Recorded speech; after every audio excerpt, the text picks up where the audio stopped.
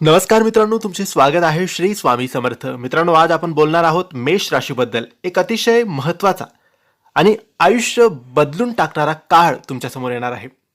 मित्रांनो, तुमच्या राशीबद्दल, तुमच्या पत्रिकेबद्दल, तुमच्या जीवनाबद्दल तुम्हाला काही प्रश्न विचारायचे असतील. तुमच्या जीवनात काही अडथळे, अडचणी, दुःख असेल, कर्ज असेल, आरोग्याच्या समस्या असेल, नोकरी व्यापारात प्रगती नसेल, नात्यात काही समस्या असेल, लग्नाबद्दल काही विचारायचे असेल, दोष जाणून घ्यायचे असतील किंवा काही तुमच्या इतर समस्या असतील, काही तुम्हाला मार्गदर्शन हवं असेल, दोषांबद्दल जाणून घ्यायचे असेल, उपाय सेवा हव्या असतील किंवा किंवा लाईफमध्ये जीवनात पुढे काय करावे याबद्दल माहिती जाणून घ्यायची असतील, तर तुम्ही आम्हाला या दिलेल्या व्हॉट्सॲप नंबरवर नक्की मेसेज करू शकता. मित्रांनो, अक्षय तृतीया हा फक्त एक सण नाही, हा एक असा दिवस आहे ज्या दिवशी केलेले कार्य, घेतलेले निर्णय आणि सुरू केलेल्या गोष्टी अक्षय म्हणजेच कधीही न संपणाऱ्या फळ आपल्याला ते देत असतात. आणि यंदाची अक्षय तृतीया मेष राशीसाठी घेऊन येत आहे एक नवीन अध्याय, नवीन सुरुवात आणि मोठे बदल. मेष राशीच्या लोकांनो, या काळात तुमच्या जीवनावर परिणाम करणारे अनेक ग्रह आपली स्थिती बदलत आहेत. विशेषतः शनी, गुरु, राहू आणि केतू याचे बदल तुमच्या आयुष्यात खोल परिणाम करणार आहेत.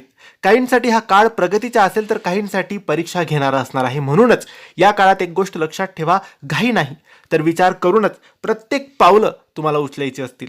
अक्षय तृतीयापासून पुढील काही आठवडे तुमच्यासाठी थोडे संवेदनशील असू शकतात. कुणावरही लगेच विश्वास ठेवू नका. पैशाबाबत मोठे निर्णय घेऊ नका. वादविवादांपासून दूर राहा, कारण ग्रहस्थिती तुमची परीक्षा घेईल.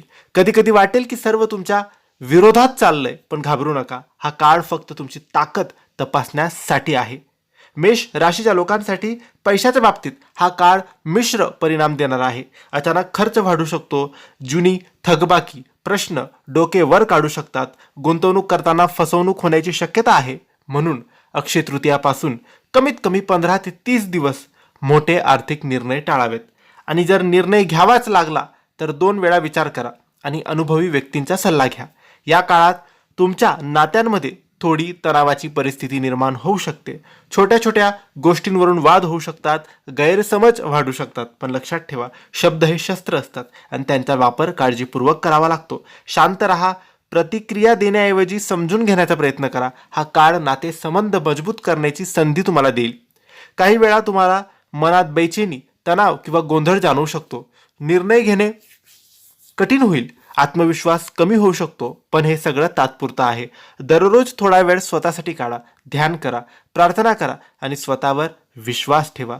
अक्षय तृतीयापासून जर तुम्ही काही गोष्टी पाळल्या तर तुम्ही हा काळ तुमच्या फायद्यात बदलू शकतात. रोज सकाळी सूर्याला अर्घ्य द्या. हनुमान चालीसा, रामरक्षा याचे वाचन करा. हे उपाय तुमचं संरक्षण करतील, तुम्हाला सकारात्मक ऊर्जा देतील. अक्षय तृतीया म्हणजे नवीन सुरुवातीसाठी उत्तम दिवस. पण मेष राशीसाठी एक महत्त्वाची सूचना आहे. सुरुवात करा पण घाईत नाही.